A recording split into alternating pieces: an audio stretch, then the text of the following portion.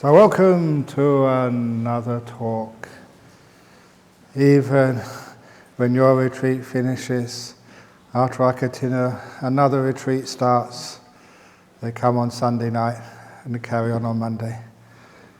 So another retreat, back to back. That's only a small number of people. So, for those of you who are staying on a few more days, you get more talks, more chanting, more bad jokes. And as for me, more work. My motto, and everyone should have a motto, is no peace for the wicked. and if this is what it's like being good, I'd hate to be wicked. But you did ask, or someone said, I don't know if it come out to be a deep talk, but we were saying a few things in the last day about how do you know if somebody's enlightened, and somebody asked about do you need jhanas to be enlightened. So today's talk is on enlightenment. So at last you'll find out what it means to become enlightened. So you can get out if you don't want to go there. Because sometimes it's like, for many Buddhists, they're on this bus going towards enlightenment. At least that's what they think. They're not quite sure when you get there what it will be like, and whether you really want to be there when you get there. So sometimes it's a bit scary. Yeah, we all want to get enlightened, but what does it mean?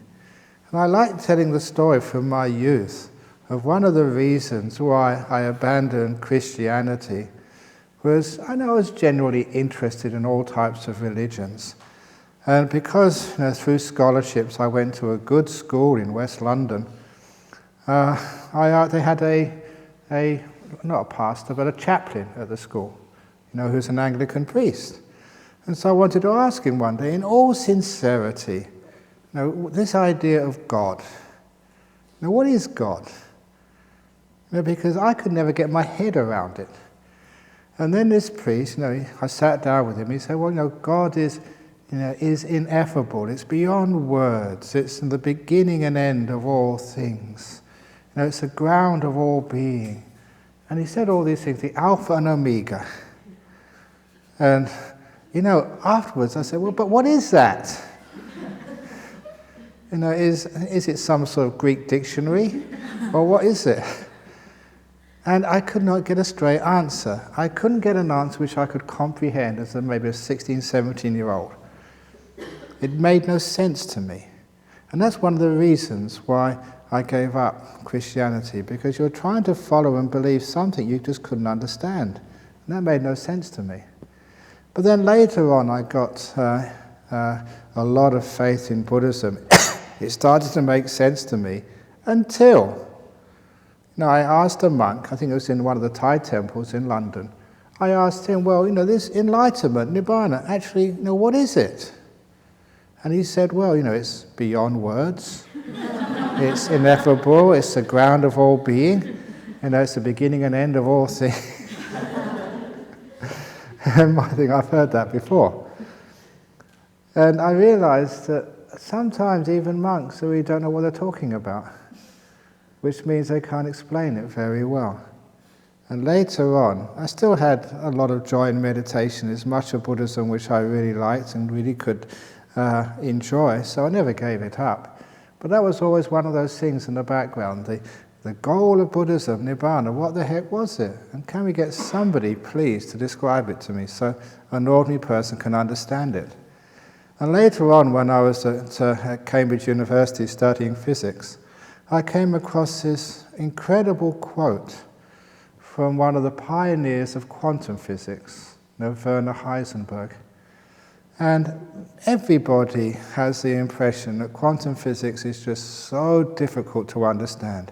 It's one of the most complex pieces of modern science.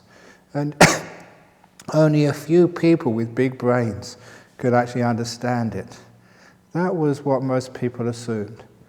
But this fellow, Werner Heisenberg, who was one of the top quantum physicists, he came out and said, if you really understand quantum physics, if you really understand it, then you will be able to explain it to the lady who is serving you a glass of beer in the pub. You'll be able to explain it to an ordinary person. That is the measure of how much you understand it, your ability to explain it to others. And I thought, what a great sort of comment that was. And, Nibbana is up there with quantum physics being so difficult to explain.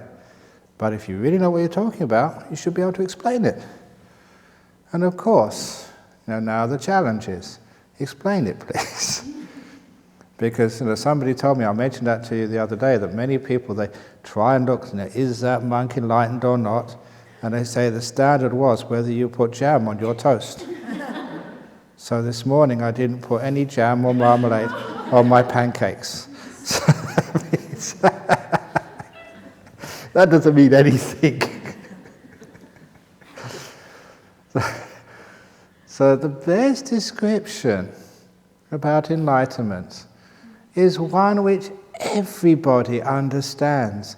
And even you tell this to children, 11, 12-year-old kids at the school which you teach children of Buddhists. You teach this to them and they get it straight away. I'm sure you've heard it before because it's in the Happiness Through Meditation book. But I'm going to start from this to give you an idea of what enlightenment is and how it's achieved. Once you know what it is, then you've got an idea of why this type of meditation I'm teaching here makes sense. And that is the old story of the 5 children playing wishing game. And those 5 children playing the wishing game had these rules. Every child had a wish, and the child who came up with the best wish, as judged by everybody, would win the wishing game. And so the child who went first thought for a few seconds and said, if I had a wish, I would wish for a new, I think it's called Xbox, like a computer game program. Because you like playing, is that right, Xbox, computer games? I've never played a computer game in my life, so I don't know, but a computer game, gizmo. Because you like playing computer games, and that was fair enough. And the second kid, because you have more time to understand, the second child said, no, if I had a wish, I would wish for a computer game shop. Because if I owned a shop, I could get not just one computer gizmo, when the next ones came out, because I owned the shop, I could get that one too. So having a computer game shop was obviously more superior. And this is one of the reasons why, if ever you're in a debate or having a conversation with somebody, always be the second or the third one to answer, not the first, because you're always at a great disadvantage. It reminded me of the story of the Buddhist monk, the Catholic priest, and the Jewish rabbi, who were doing some interfaith work, in Singapore, trying to actually to get the communities together. And first of all, they would just meet for a cup of tea and discuss.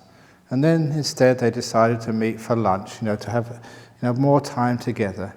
And then they decided that that was not enough to really get to know each other and become friends, because until you really become friends and trust each other, it's very hard to exchange your views in an open and unafraid way. So they decided to play some games together, just to get some binding between them two, to bond together.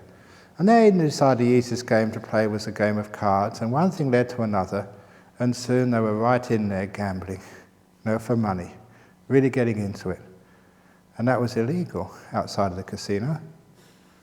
And so somebody saw them, called the police, and the 3 of them got arrested and had to face court on a charge of illegal gambling.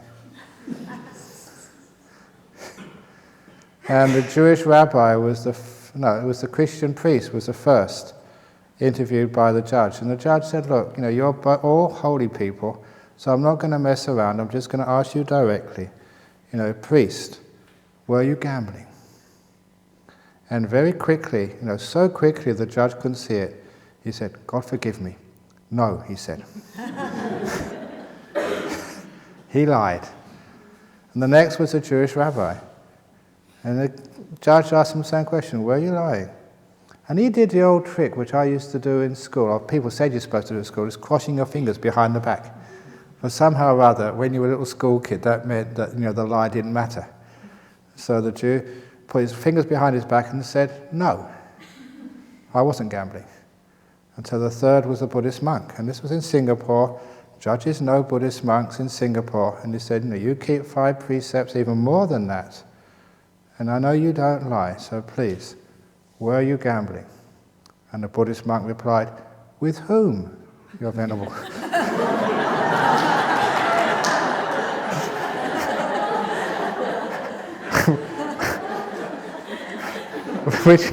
Which is why it's always best to be the last to answer the questions. So anyway, the second kid said he wanted a video game store. Great, that's a more superior wish. The third kid, he had, again, more chance to listen, so he could get a much better wish than that. He thought this was the wish which was going to win. So he said, if I had a wish, I would wish for $100 billion US. Because that's more money than anyone can spend in a lifetime, except for the government of the United States. But a human being can't spend that much. So it was like an unlimited supply of money, basically. And obviously that was a much superior wish. And there were 2 children left. And they had to try and beat that 100 billion unlimited amount of money. And don't say 200 billion or 300 billion, because that's basically the same. It's more money than you can ever spend. So the fourth kid, she was very smart, and she said, if I had a wish, my wish would be for 3 wishes. That's a wish. And for my first wish, I'll have the computer game store. For my second wish, I'll have $100 billion US, just like the other 2. And for my third wish, I'll have 3 more wishes. That way I can go on forever. And how can you beat that? An unlimited number of wishes always granted. And the fifth kid, the last kid, as many of you know in the story, clearly won the wishing game. Because they said, if I had a wish, I wish I was so content I never needed any wishes ever again. That won the wishing game. Contentment is always higher than having a wish, even one granted. And that last kid was the Buddha in this story. And that's a very lovely story because it shows that sometimes when we aspire for unlimited wealth, which is kid number 3, or unlimited power, which is why many people go into politics. They've got enough money, but they still can't get what they want. So they try and go into politics so that whatever they wish, even if they can't buy it, they can get. The unlimited wish is granted. And sometimes if you feel like, if you ever read the descriptions of the Pure Land, in the Pure Land, whatever you wish, whatever you think, it's there right away for you. If you think of your favorite food, you don't have to wait till 11 o'clock, it's just there. If your favorite music, it just arrives. Whatever you want, it's just there straight away. But even better than that is the contentment when all wishes have disappeared and you're totally content. That is called Nibbana, enlightenment, the end of all wishing. Third noble truth, the end of craving, is enlightenment. Now you've got something you can understand what enlightenment is. And now you maybe understand why I've been telling you in your meditation, stop wanting the nimitta. Stop trying to get somewhere. Don't try to let go, but let go of trying. The end of craving, no wishing, content, happy to be here.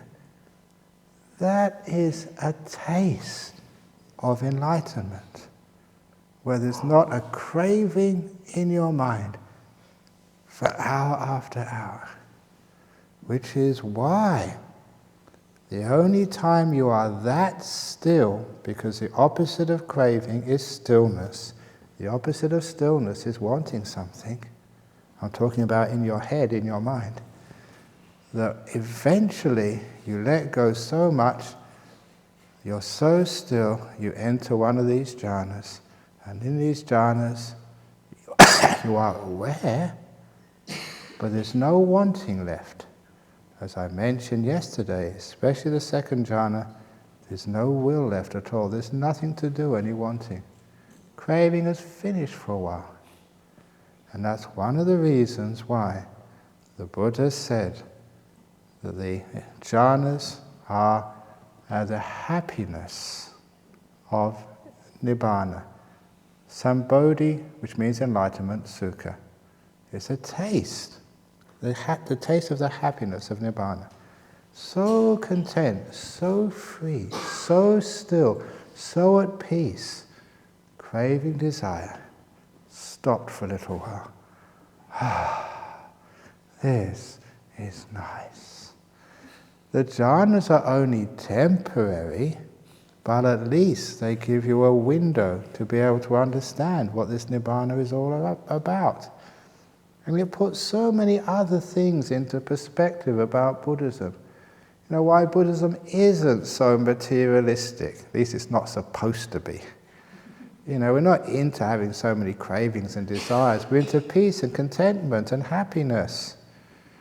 You know, that not through getting things, but through appreciation, through the gratitude for how much you've already achieved, how far you've already come. Being grateful for all the meditation you've got so far. Being grateful for that, not thinking, oh, it's not good enough, I should have done better. That is not Buddhism. We call that spiritual materialism. Always wanting another achievement, another attainment to show off to your friends when you go back, like another bangle, you know, which you wear on your body. These aren't bangles. These are just letting goes. You notice monks don't wear any bangles. We don't have any, I've heard the new word bling. We're bling-free monks. But what we do have is peace and contentment, because you lessen your cravings and desires. And that is, the more you lessen your cravings and desires, the more still you are, the closer you are to enlightenment. But you know how difficult it is to let go. Many of you keep on saying that's the biggest problem. Yeah, we know we're supposed to let go, but how the heck do we do this? Ajahn Brahm, can you please give me a letting go pill or something?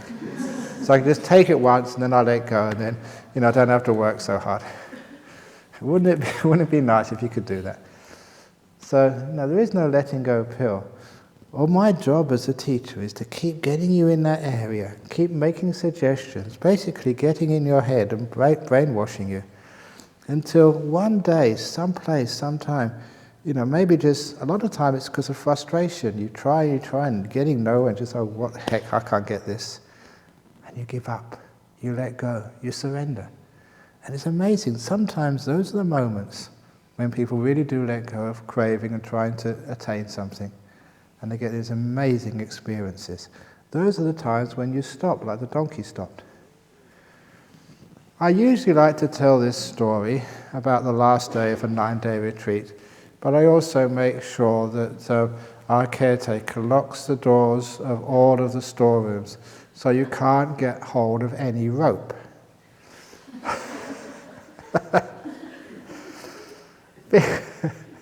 This is a true story. It's in the Therigatha, the verses of the enlightened nuns in the time of the Buddha.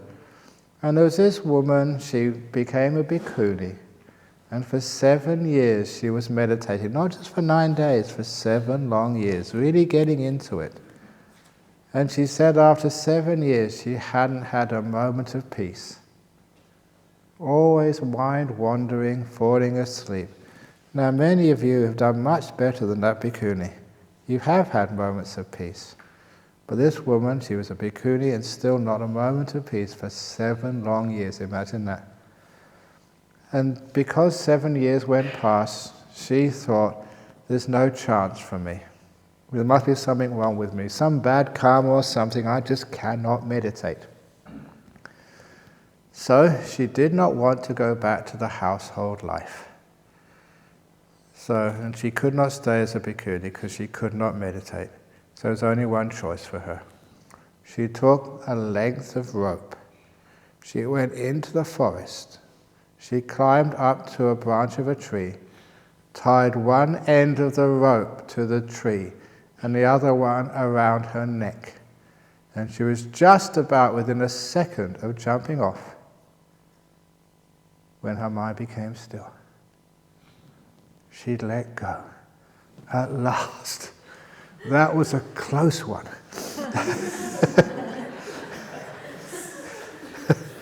Which is why we don't recommend it.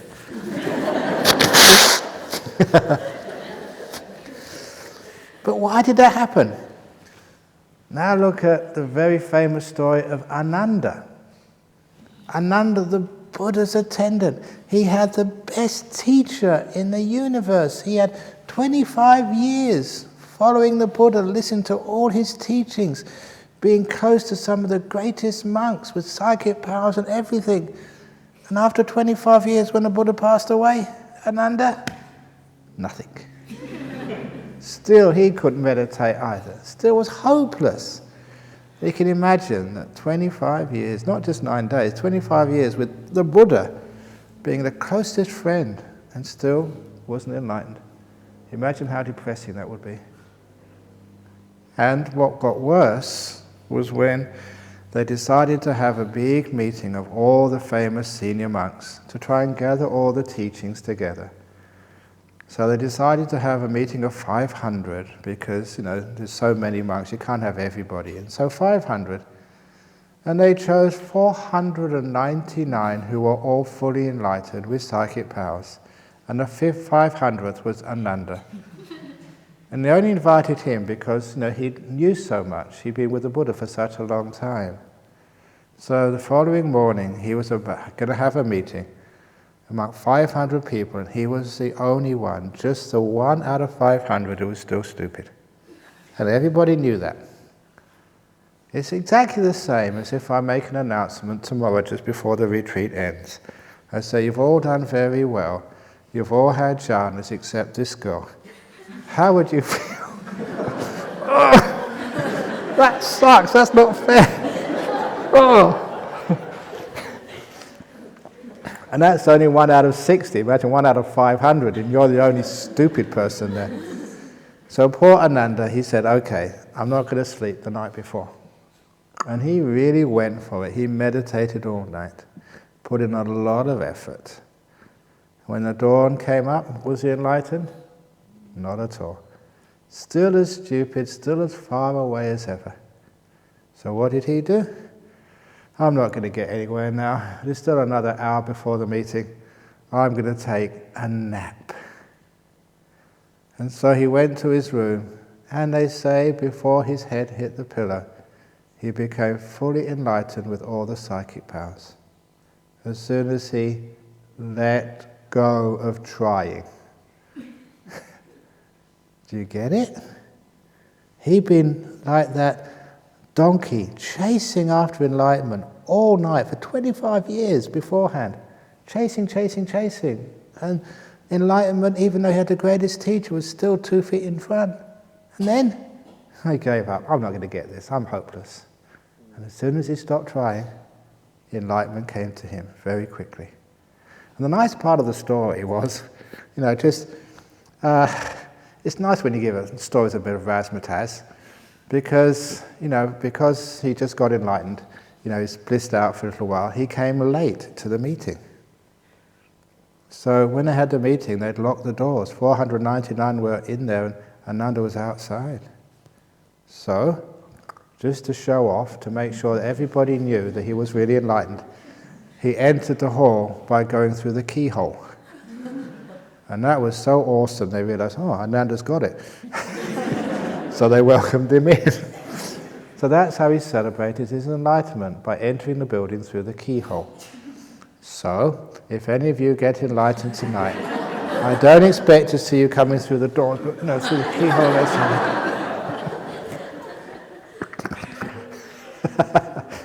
That's how you know that someone's enlightened. Nothing to do with putting jam on your toast or pancakes. Coming through the keyhole, that's cool. So ever since that time, that's one of the other reasons why I've been telling you in this retreat, if you ever feel tired, take a rest. It's called the Ananda method of enlightenment. The more times you hit the pillow, the more probability there is that it might happen for you. But it shows you what's happening there. Those two cases of letting go.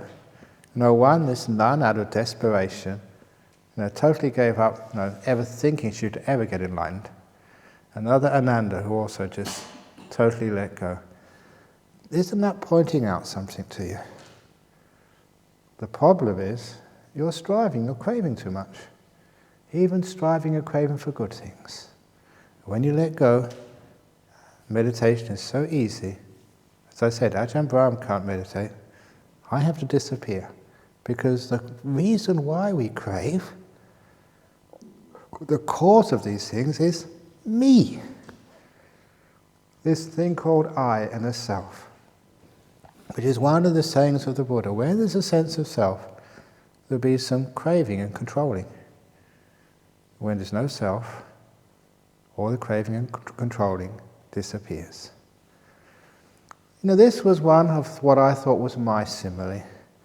Because when you start to understand these principles, as I mentioned yesterday, sometimes you can't find words for them. And you can't find similes for them because this is something very internal, very sort of personal. And you find, what is this craving business? And how can we describe letting go and the relationship between a self and a craving? And I developed this simile of the hand. Because I noticed the way I use my hand, you're always moving it, and you're always picking things up. So I pick things up, stop it, put it down. You just watch, in a few minutes I'll pick something else up.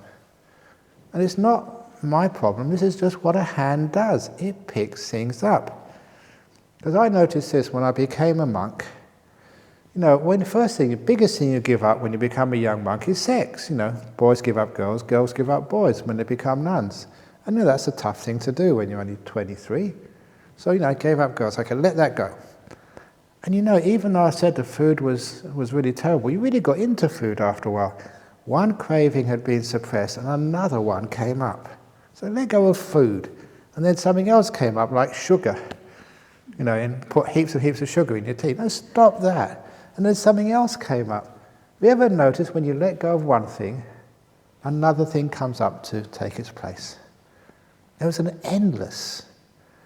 And I realized one day the only way for my hand to stop picking things up is to cut off the hand. And when I have no hand, only then will it won't pick up things, because it's the nature of the hand to pick things up. Exactly the same. The only way you stop craving for good is to cut off this self, this idea of who you think you are. Only then will craving stop. Which is why the key part of stopping craving and being still. Meditation suppresses craving, gives you some stillness and peace for a short time to give you a taste and also an understanding of what's going on. But then eventually, when you see there's no one in here, then the craving stops. That's really the only way. That's why non-self is fundamental. It's fundamental to letting go. Seeing there's no one in here. That's why I alluded to that yesterday, I think, or the day before, when I said a great little technique is learning when you go home to be a visitor, not always an owner, in your own apartment. And then you don't have so much sense of wanting to control and do all these jobs. You're only a visitor, it's none of your business. It gives you a taste of what non-self is. It's not mine, it's not my duty. So for me, that was cutting off the hand, cutting off the sense of self. And I really thought that was my simile, and I was very proud of it because it was very evocative, and I taught it to many people for a couple of years until someone pointed out in the Samyutta Nikaya the simile of the hand by the Buddha. almost exactly the same. And that I hadn't read that, not in this lifetime. And that's really spooky sometimes. When you make up a simile and you haven't read that book before and you find out it's exactly the same, that gives you goosebumps. But put that on one side, it's a great simile. As long as there's a sense of self in here, you'll be controlling and doing things. And the more you control and do, that builds up the sense of who you think you are. Which is one of the reasons why people get afraid of getting old. Because you find, you are not in control anymore. You literally have to get somebody else to clean your bottom after you've gone to the toilet. And for many people, that is just so hard to take, so embarrassing, so demeaning. Why? For me, when that happens, it's not my bottom. I'm only visiting here, so you clean it up for me. I've been helping all of you so many years. Already that people rush to open the door for me. Maybe when I'm old, there'll be a whole line of people wanting to clean my bottom for me. To make merit. But why are people afraid of that dementia? And it's simply because that they think that that's who they are. They're the one in control. I visited, my mother had dementia for 3 years before she passed away, before she died. And one charming occurrence when I went to visit her in the Institute for People with Dementia, it was a charming experience. It wasn't all bad and fearful, because when I went into the locked ward with my brother, there was my mother standing, and my brother said, "That's not her dress." Because my brother was looking after, all the clothes business. "That's not her dress." And he said, "Oh yeah, that always happens." Because these were a group of women, and because they couldn't remember anything, they had absolutely zero sense of ownership. So they go in each other's room, if they saw a nice dress, they just put it on. Other women would wear my mum's dress, she'd wear other people's dress. Wasn't that enlightened? Wouldn't it be wonderful? You can go into other people's cottages, if you see a pair of trousers you like, just wear it. We share, we've got no sense of ownership. You go outside afterwards, if you like that pair of shoes, you don't fancy yours. That happens. I don't know if it happens in the Buddhist fellowship. It did happen in our Buddhist society in West Australia once. People got this idea they'd come in the worst possible shoes they had, and they'd go back with the best. But even more, you can't beat true stories.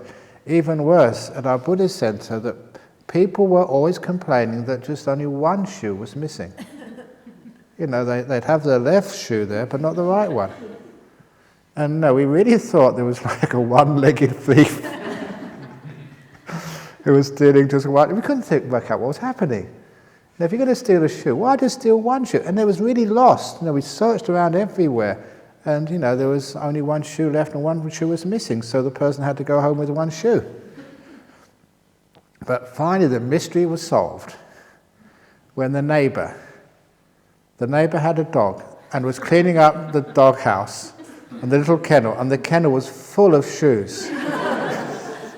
This dog would go when I was giving a talk or someone was giving a talk, go outside and sniff the one, with the best smell, and took it and stored it in the kennel. And of course no one could find it. It was a dog. It wasn't a one-legged person. It was a four-legged one who was stealing all the shoes. That's a true story. But anyway, so when we can let go, of even ownership, that is a sign that you're letting go of this thing called my sense of self. Because you ask who you are. I have great fun being a monk in a country like Australia, because on many records I don't exist. Because every now and again we have this problem as monks. We have to get a passport, we have to have identification. And to have identification, well, usually the first thing they ask for is your driver's license. Monks don't drive, so we have not got driver's license. Okay, your credit card. No, haven't got one of those either. there's very few people who don't have credit cards in this world. Monks are one of those. It gets us into trouble often. And so the next one, because sometimes you get me into hotels. There's sometimes that, that I am traveling somewhere, even in Singapore. Beta put me up in a hotel one night because she wanted to make some merit. If she wasn't there, because I've checked into a hotel before because I'm going to some conference, and I check in there and they write down your name, can I have your credit card details? So I don't have a credit card. You can't check in then. Because, they need a credit card in case you trash the room or drink all the alcohol from the minibar and don't tell them. So look, I don't drink, I won't take anything from the minibar, and I'm well behaved, I won't trash anything. I'll probably even not sleep on the floor, sleep on the bed, I'll probably sleep on the floor. And they said, no, we need a credit card. And a few times someone has come and saved me. One of the organisers, what's the problem? I need a credit card number. And they put their credit card. If you haven't got a credit card, sometimes you just, you don't exist. So what else can you have? Bank account details? No. Some other things they ask for is like a marriage certificate. I ain't got one of those, all right? Tax file number. In Australia, you have tax file numbers, which is one of the key sources of identification. No, we don't pay tax, we don't make any money, so we don't exist there either. And in so many registers which make you exist in a country like Australia, you just are invisible. You do not exist at all.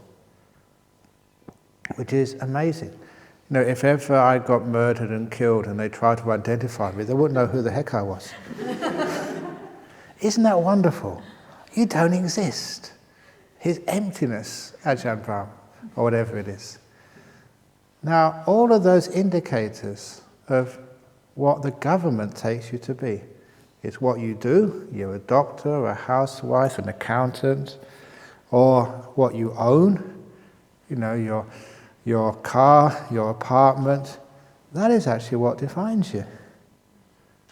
And it's interesting, that's also what happens, who you think you are. And that also gives you a lot of pride as well. There was this story, I think it's in the new volume of Open the Door of Your Heart, for those who have read it already, about this guy goes to a party, and they introduce each other, and what do you do? And he said, he asked this young lady, and said, what do you do? And he said, I'm a GP. And this guy comes, who's asked the question, said, only a GP? He said, that's nothing, I'm a brain surgeon. Being a GP, that's just ordinary, but being a brain surgeon, that's really impressive. He said, looking really proud. And he asked the host's wife, what do you do? And she said, I'm a doctor too. I work for Médecins Sans Frontières. I go to all of these very dangerous places and I do medical care for the worst possible cases where there's no other medical care at all. And the brain surgeon said, that's so wonderful what you do.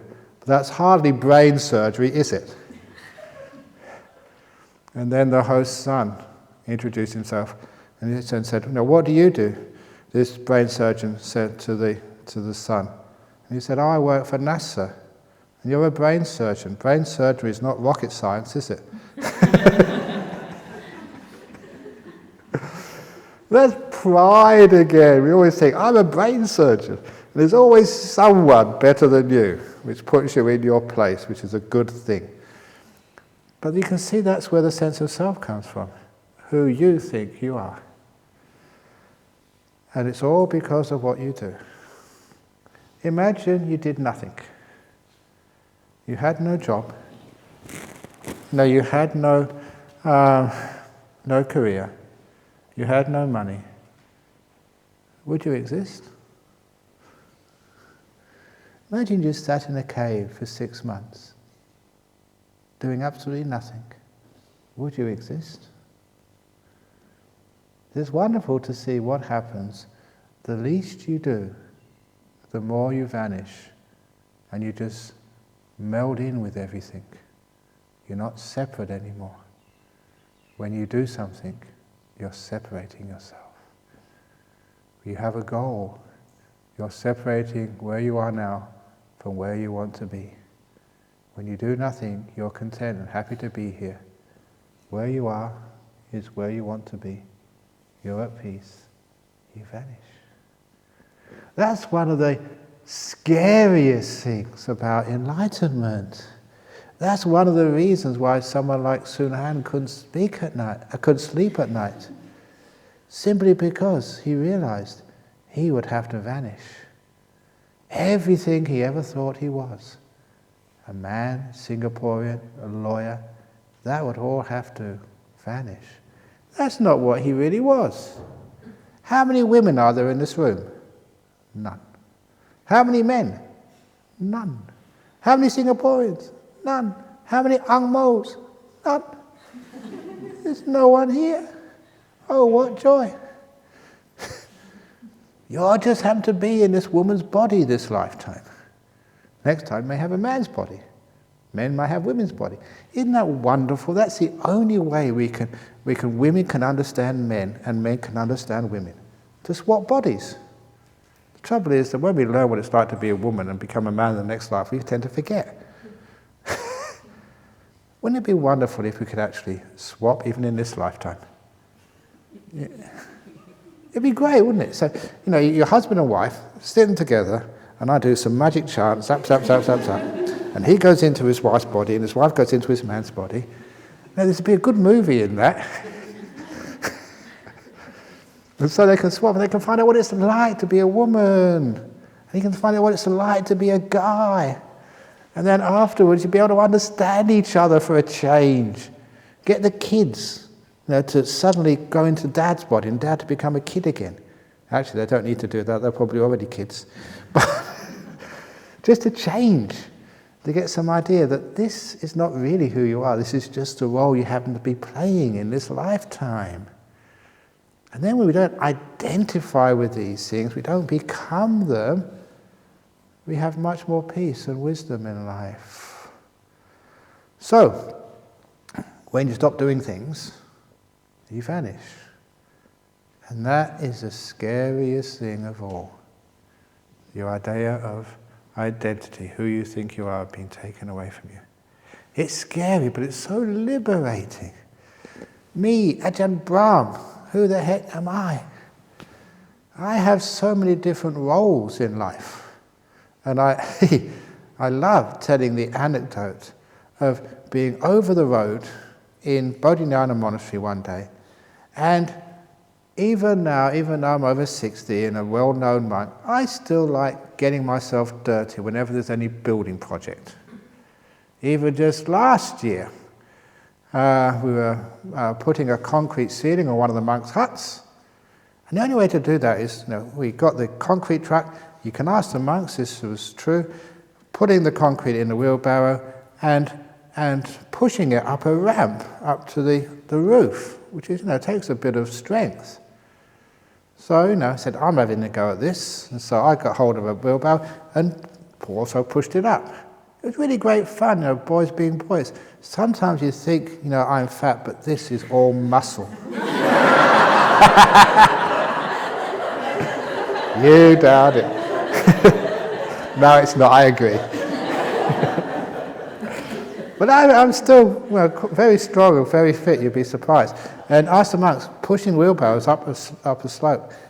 And you get all dirty and you have great fun, boys being boys. Because some of the worst part, of being a monk, sitting there having your photograph taken, signing a book, taking a book. Okay, you can be the celebrity, but it's nice that just, messing around and being a labourer sometimes. So a few years ago, I was also doing the same thing. And you get yourself really mucky, with cement stains all over you, really dirty and sweaty and things, all hanging off. And, went to go have a shower before the lunch. And as I was walking, it was actually just in front of the meditation hall. I was going to my room for a shower. I passed this Sri Lankan girl. Now, a woman actually, because she was maybe about 40 or 50. She was wearing a very expensive sari. And you wouldn't believe how many bangles she had around her. I told the monks afterwards, I called her ice cream truck, because you could hear her tinkle about a kilometre away with all the bangles. Tinkle, tinkle, tinkle. Ice cream truck. And she asked me, said, where is Ajahn Brahm? She never recognized me. And sometimes just for being cheeky, but also just as an interesting experiment. I said, oh, well, if you go over to where the dining hall is, over there, he'd probably be there in about 5 or 10 minutes. He said, oh, thank you very much. And I went off, had a shower, cleaned myself up, changed my robes, and I went into the dining hall and talked to her. And I talked to her about a quarter of an hour, and afterwards she said, that's very wonderful, you're a great monk, and this is a very beautiful monastery, I'm so inspired to come here. Because I'm actually very well known in Sri Lanka. And at the end of it, she said, but if you don't mind me saying, there's one thing wrong, because as I was coming here, I saw one of your monks, and he was dirty and very badly dressed. It's not right, it's inappropriate for monks to be dressed like that and be so dirty. And I said, oh really, madam? I will talk to him later.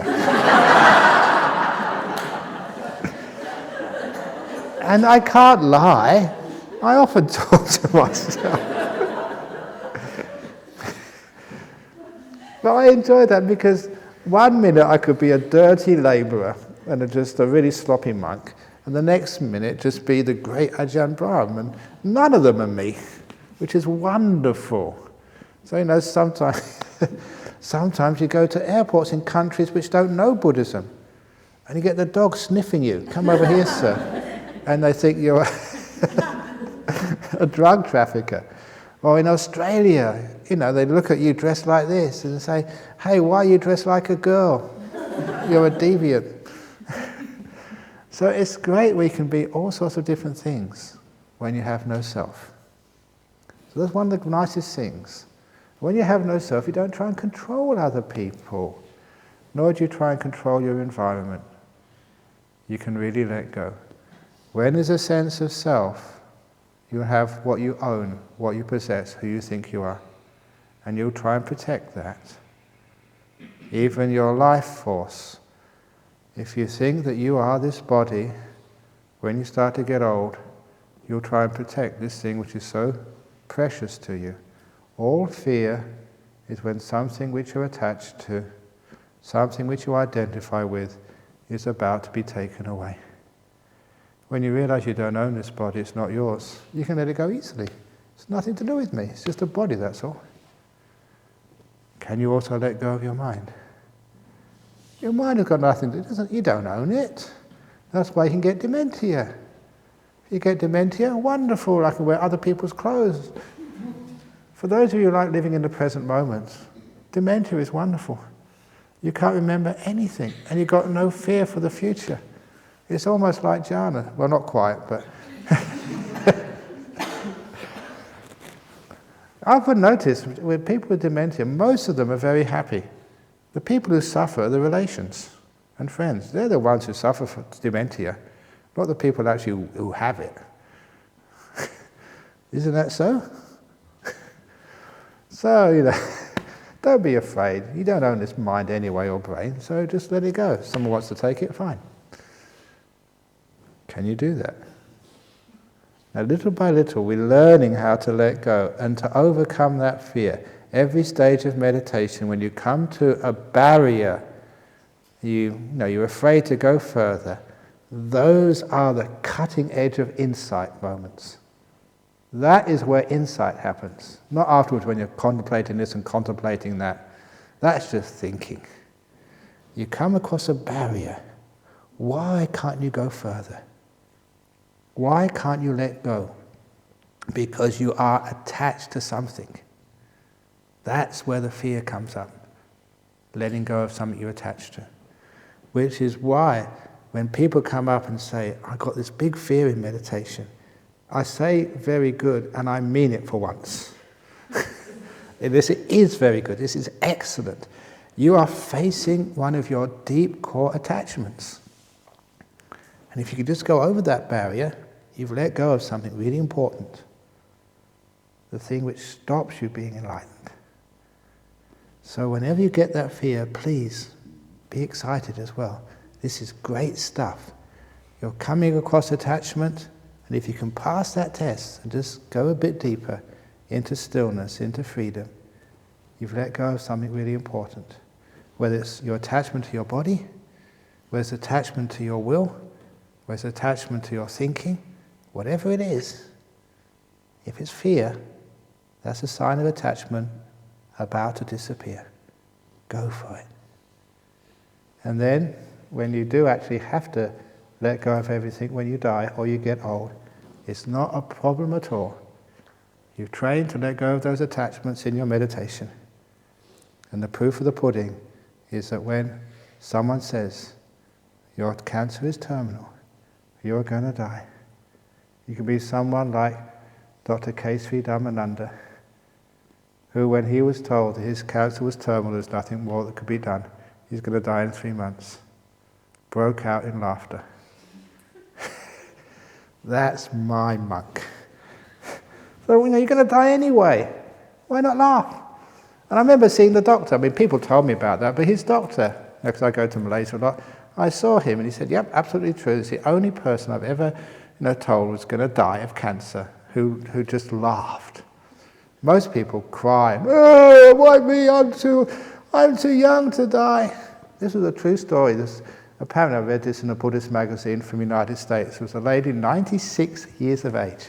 96. She'd been healthy all her life.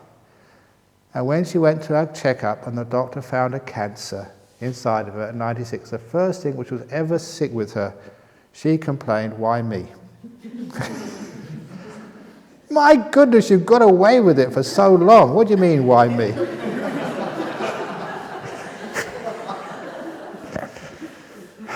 But we all think that, don't we? Why me? You know the answer to why me? Why not? So there was a guy, he's willing to let go. So he just laughed when he told he was terminal. That was a good sign that, he wasn't attached to his body on this life. That was actually quite impressive. So could you do that? That's a sign that you've overcome attachments to this body. When people say you're going to get dementia, you're going to be totally out of control. If you've got no fear at all, it means, you understand this world doesn't belong to you anyway. So you won't be afraid. Fine. Doesn't matter. What about that person? The doctor told him, he said, there's 2 bad things wrong with you. First of all, you have cancer, and it's terminal. I said, oh, that's terrible. What's the second thing wrong with me? He said, you've got dementia too. He said, well, that's okay, at least I haven't got cancer.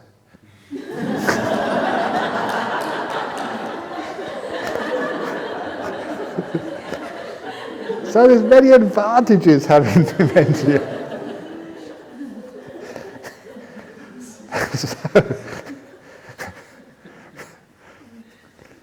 So this is what enlightenment is. It's basically sort of facing all your attachments, and attachments and the sense of self, they go together. It's the sense of self which picks up things, which attaches to them. That's what the sense of self is.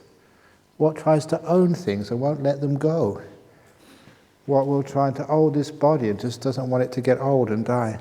Why some people dye their hair when they're getting old. Come on, it's nice to have old hair. You get much more respect in Asian societies when you're old. Is that still the case? No. Well, instead of dyeing your hair, shave your hair. That's even better. Says a lot about it. So that is a sense that can you see the sense of self, attachment, craving?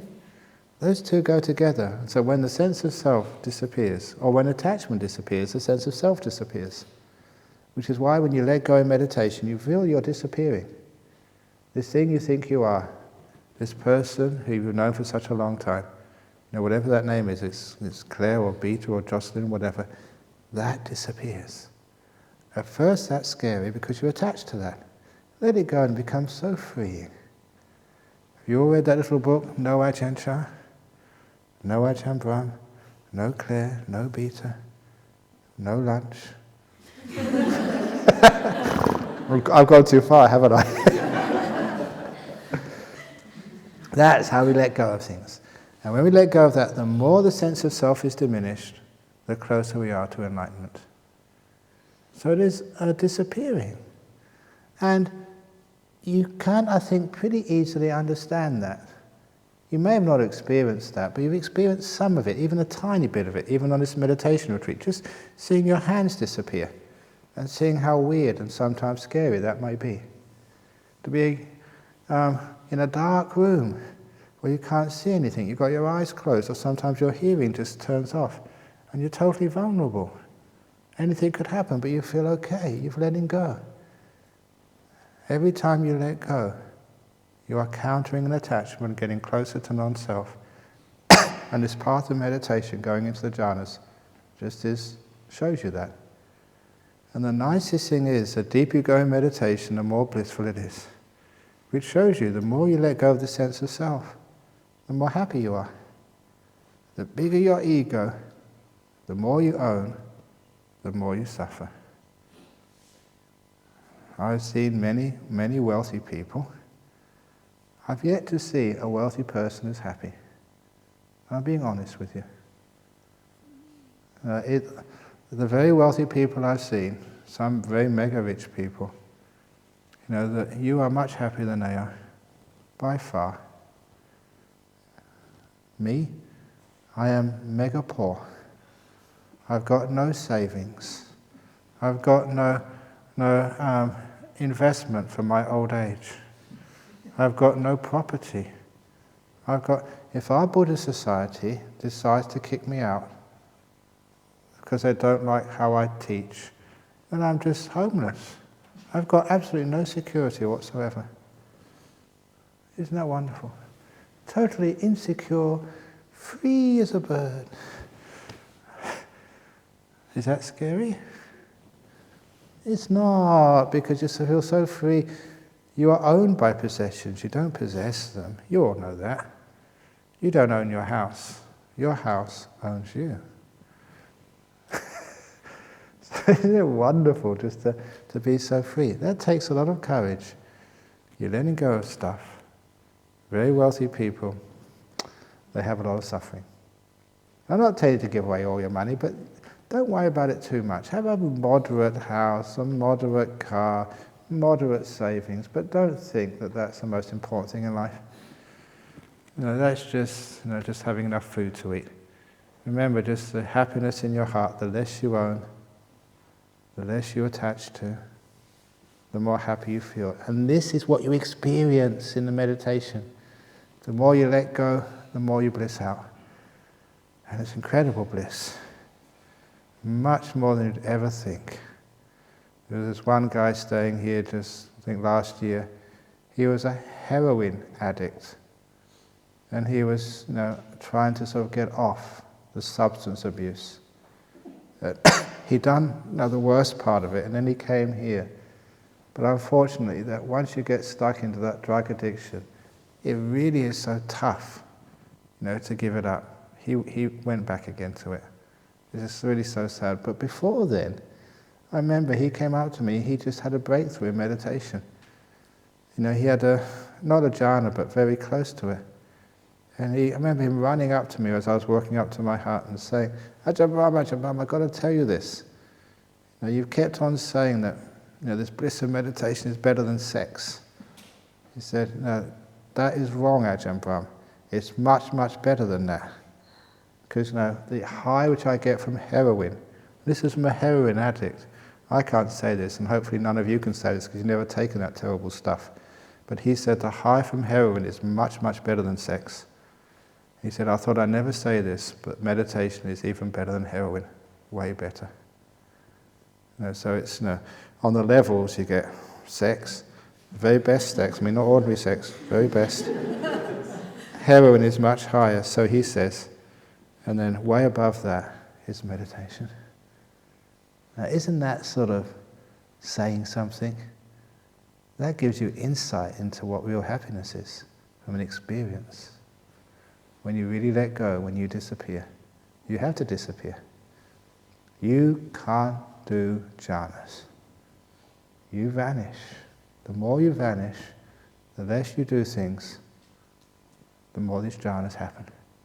That's why they're called a taste of enlightenment, a taste of bliss, way beyond what you ever thought possible.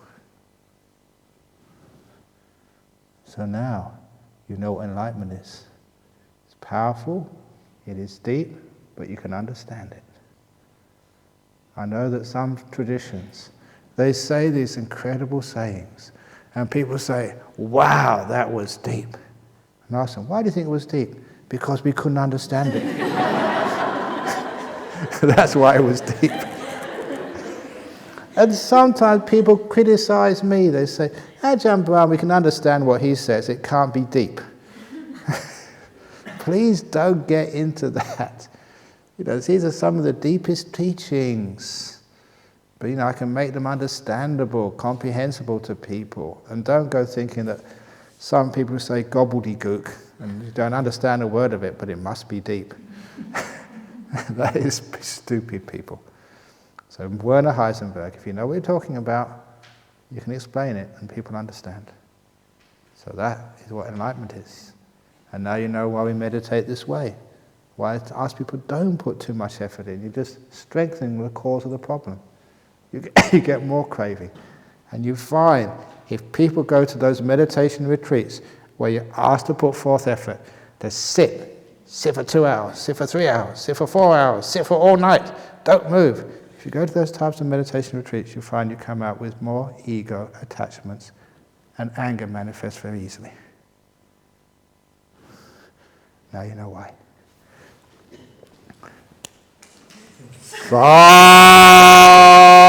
Sadhu, sadhu,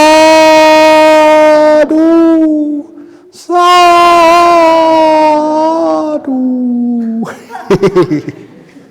Very good. Hope you enjoyed the talk.